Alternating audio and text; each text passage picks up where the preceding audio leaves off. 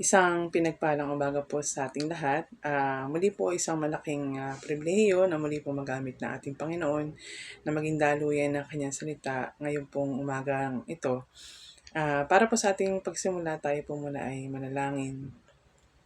Ama namin Diyos na makapangyarihan sa lahat, kami po ay nagpupuri sa iyong dakilang pangalan. Nagpapasalamat Panginoon sa inyong kabutihan sa aming buhay. Salamat Lord sa magandang umagang ito na pinagalim sa amin, sa panibagong kalakasan, pag-asa at pag-ibig. Dalangin namin Panginoon sa aming pag-aaral ng iyong salita, patuloy na kami po inyong samahan, bigyan ng katalinuhan ang bawat sa amin. Sa akin Panginoon, patuloy na kayo po ang siyang parangalan sa bawat salita na lalabas sa aking bibig. Kayo lamang po ang siyang mapapurihan. Itago niyo po ako sa inyong lukuran at tanging kayo lamang po ang siyang mabigyan ng karangalan, Panginoon. Salamat Lord sa opportunity ito na kayo po ay kami po ay makalapit muli sa iyong harapan. Salamat Panginoon, sa iyo lamang po ang lahat ng papuri. Pasalamat sa pangalan ni Jesus. Amen. Amen. Po, muli magandang umaga po sa ating lahat. Nawa ang bawat isa po sa atin ay nasa mabuting kalagayan sa mga oras po ito. Ang ating pong pag-aaralan sa umagang ito ay mula po sa aklat ng Genesis, Genesis 28, verse 15 to 17. Ang sabi po dito, tandaan mo, susubaybayan kita at ipagtatanggol saan ka man magpunta. At ibabalik kita sa lupang ito, hindi kita iiwan hanggang sa matupad ang lahat ng sinabi ko sa inyo. Nagising si Jacob at ang sabi, hindi ko alam na narito pala si Yahweh. Nakakapanglabot ang lugar na ito. Tiyak na ito ang tahanan ng Diyos at ang pintuan ng kalangitan. Amen. Pinagpala po ang pagbasa ng salita ng Panginoon. Sa ating pong pag-aaralan, ito po ay may pamagat na God's Promises. Sa Biblia po, maraming pangako ang ating Panginoon na mababasa na talaga namang magagamit natin sa ating buhay, especially kung may mga pagsubok na tayo'y nakakanasan. Sa bawat aspeto po ng ating buhay ay laging may kalakip na pangako ang ating Diyos na buhay. Sa bawat pangako po ng Diyos ay laging may katiyakan na ito ay magaganap o magkakaroon ng katuparan. Hindi ito katulad ng ibang pangako na mababaw tulad ng pangako ng tao. Ito ay matibay at talagang mapanghahawakan natin. Sa isang mananampalataya, nagiging mahirap na maghintay doon sa katuparan ng pangako ng ating Panginoon. Subalit, ang pangako po ng ating Panginoon ay pinagkakaloob niya sa iba't ibang kaparaanan. Ang masarap po sa pagiging isang Kristiyano kapag dumadaan sa matinding pagsubok na tanging Diyos lamang po. Doon tayo umaasa para sa mga probisyon, proteksyon, mga pangailangan, at yung presence ng ating Panginoon. Tulad po nating binasa sa Bible, mula pa noon pong Old Testament, marami ng patotoo ng katapatan po ng pangako ng ating Diyos sa kanyang mga anak. Tulad po ng pangako niya kay Jacob. Ano nga po ba yung mga panghahawakan natin doon sa pangako ng ating Panginoon? Una po, God is true to His promise. Tulad po ng muli natin pong basahin, ang sabi po ng Panginoon kay Jacob, tandaan mo, susubaybayan kita at ipagtatanggol saan ka man magpunta. At babalik kita sa lupain ito.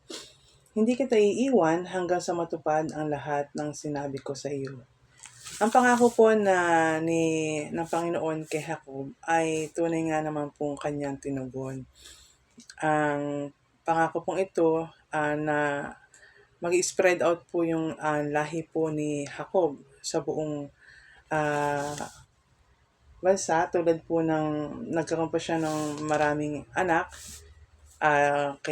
Nagsimula po ito sa istorya po ng pagkakaroon niya ng anak kay Raquel at kay Leah. Ang pangako po ng ating Panginoon ay may katotohanan. Binibigyan po ito ng Lord ng katuparan sa kanyang iba't ibang, in different ways po, sa iba't ibang kaparaanan. Minsan, may mga pangako na mabilis po na pinagkakaloob sa atin.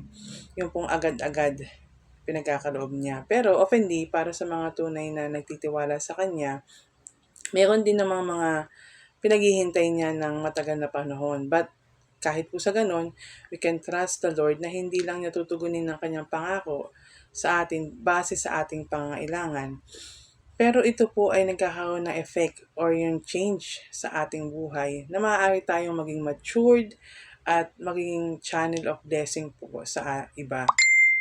Tulad po na sabi po sa aklat ng Roma 8 verse 28, ang Diyos ay nangako na ang lahat ng bagay ay gumagawa para sa ikabubuti ng kanyang mga anak. Amen. Tunay nga na bawat pangako po ng ating Panginoon ay para po sa ikabubuti ng ating buhay. Hindi po nagnanais ang Diyos na tayo mapahamak, kundi tayo lagi ay mapabuti. Ang pangalawa po, sabi niya is God's promises come into fruition according to His appointed time. Yun, ito po yung madalas natin sinasabi na o naririnig na pinagkakaloob ng Panginoon yung kanyang pangako sa tamang panahon. Kasi po yung panahon po ng Panginoon, yun yung best time para sa atin. Minsan may mga pangako ang Lord na akala natin hindi, bakit kaya ang tagal-tagal niyang ipagkaloob? Lagi naman ako nagpe-pray, lagi naman akong gumagawa ng mabuti, bakit hindi pa niya pinagkakaloob? O yung ating naisin base sa kanyang pangako. Kasi mayroong mas maganda pong plano ang Panginoon sa ating buhay. Kasi hindi po nagre-rely ang Diyos sa ating minsan yung timetable natin, yung naisin ng hangarin. Ang mabuting kalooban po ng Diyos ay ang batayan ng kanyang pagkilos tungkol sa kanyang pangako. Madalas kapag ang tao ay pinapangunahan yung mga naisin ng Panginoon, doon nagkakaroon ng failure sa kanyang buhay. Sigurado po hindi nangyayari yung maganda. Kasi yung sarili natin ang ating pinagre-relayan, hindi ang Panginoon. Ang tama pong pagtugon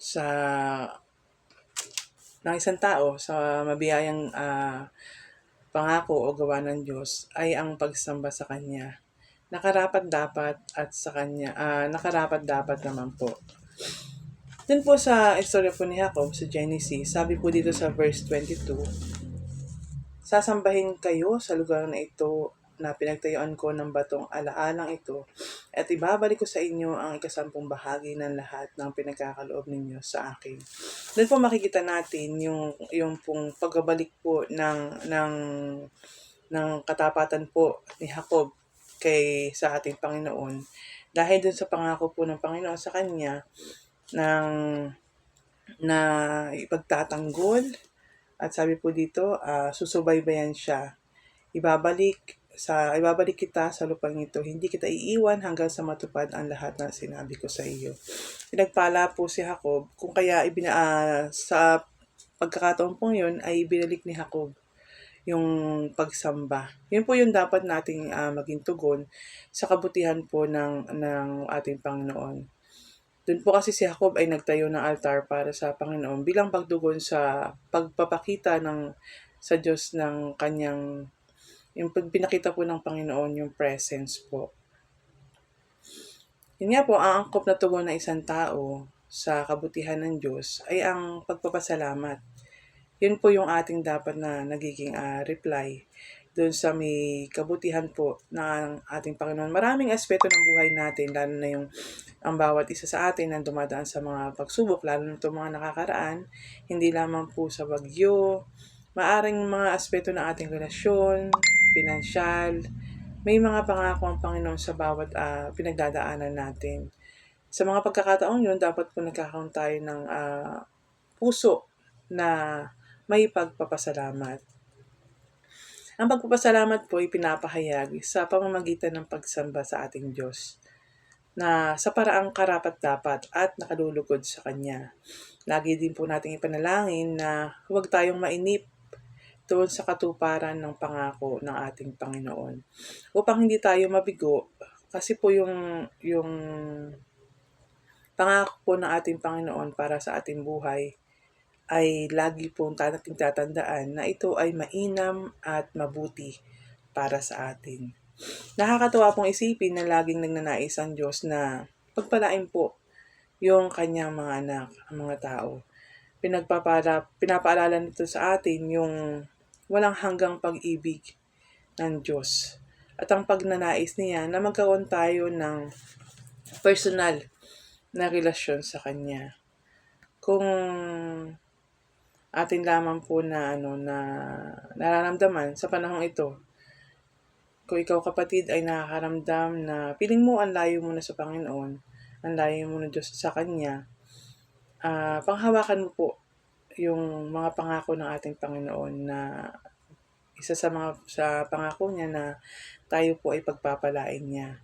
Pagpapalain ng ating Panginoon at ipapakita sa atin ng Panginoon ang kanyang kabutihan sa atin.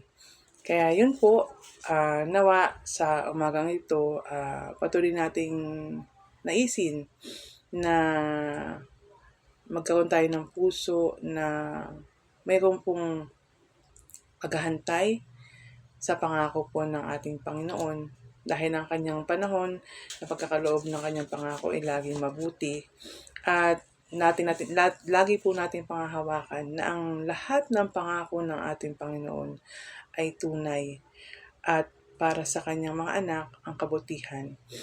Yun lang po at nawa sa buong maghapon po ito ay itaas natin sa Panginoon ang bawat gagawin natin at ang bawat isa po ay mapagpala. Sige po, muli tayo po ay manalangin. Ama naming Diyos na makapangyarihan sa lahat, muli kami nagpapasalamat sa iyong habag, sa iyong awa. Salamat Panginoon sa iyong mga pangako na tunay nga na aming mapanghahawakan pagkat kayo ang aming Diyos na matapat at patuloy na nagmamahal sa amin sa kabila ng aming mga pagkukulang. Tukan niyo po ang puso namin na maghintay doon sa tamang panahon na ipagkakalob ni Lord ang bawat pangako na inyong pinagkalob sa aming Panginoon.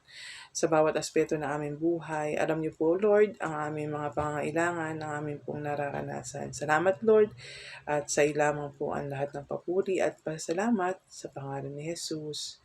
Amen. Yan lamang po at God bless po sa ating lahat.